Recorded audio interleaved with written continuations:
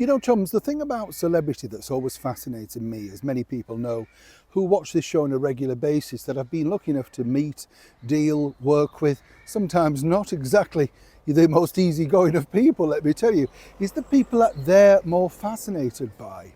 In the sense of that, you know, say if you take somebody like, I don't know, Meghan Markle, for instance, she has literally had the privilege of sitting alongside Queen Elizabeth II, you know, a woman who literally defined so many lives, literally our world, and yet clearly had zero respect for this woman, you know, by spoofing that curtsy. And I'm not just picking on it, but you know what I mean. It's a bit like, you know, when you meet someone, you think, wow, I remember meeting Frank Sinatra Jr. at Ronnie Scott's in London. And, you know, it was a big thing because you're like, this is Frank Sinatra's son, you know. And of course, Frank Sinatra, to many people in the entertainment world, is literally entertainment.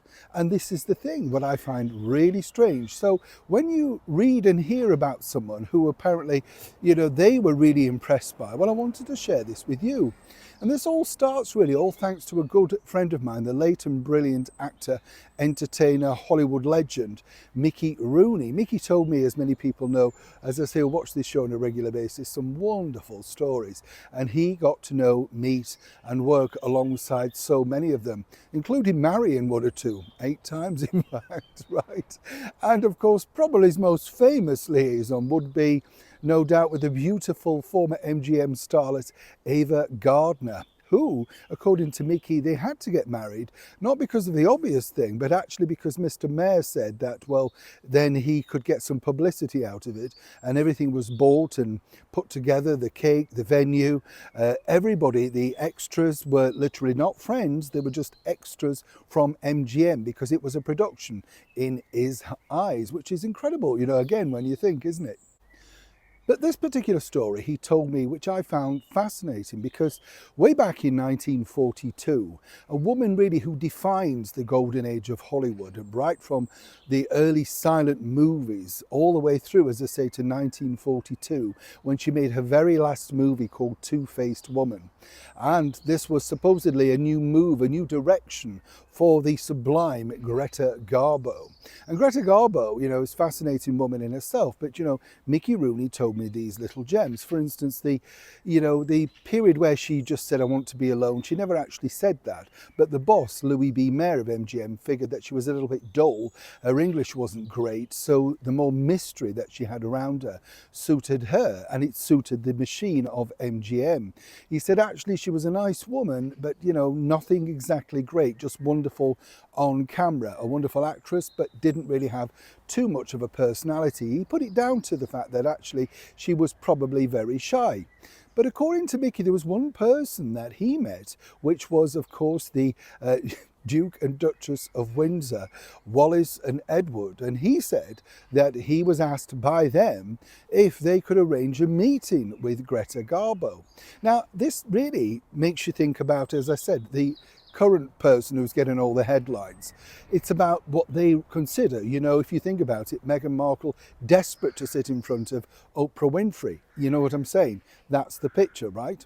So here's the deal. Apparently, you see, you know, she was just desperate. Wallis Simpson wanted a picture with Greta Garbo because she was such a mystery, mysterious. And apparently Wallis was fascinated by the fact that she was able to live out of the limelight, and how did she do it? But as Mickey Rooney pointed out, she had a small apartment in New York, put a hat on, went out, nobody noticed her. She wasn't looking for attention with a motorcade like, of course, Edward and Mrs. Simpson were. Remind you of anyone again, right? So what was fascinating was he said that, you know, he wasn't able to put this together, you know, she just wasn't interested, even though they were still chums.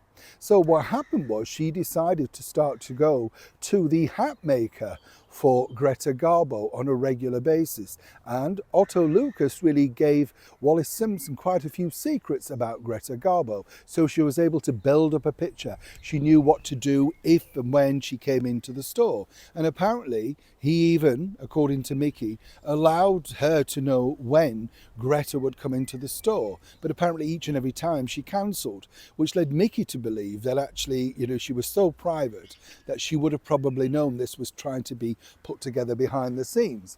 And so while, of course, Wallis Simpson wrote quite a few letters of admiration to the Hollywood legend that was Greta Garbo, Greta managed to remain very much alone and away from, some people might say, the publicity that was the Edward and Mrs. Simpson story.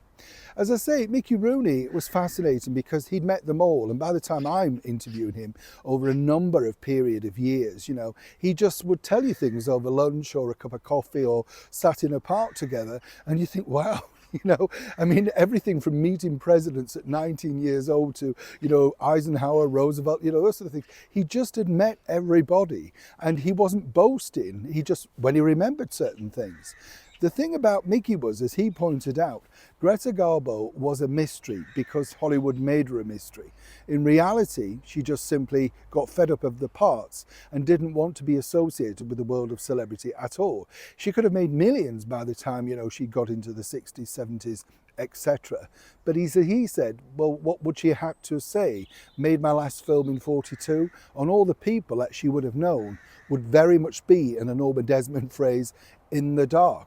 As for Wallis Simpson, as I said, didn't work. Despite befriending the same hat maker, she tried everything, but Greta was one step ahead. Neil Sean, Kensington, London.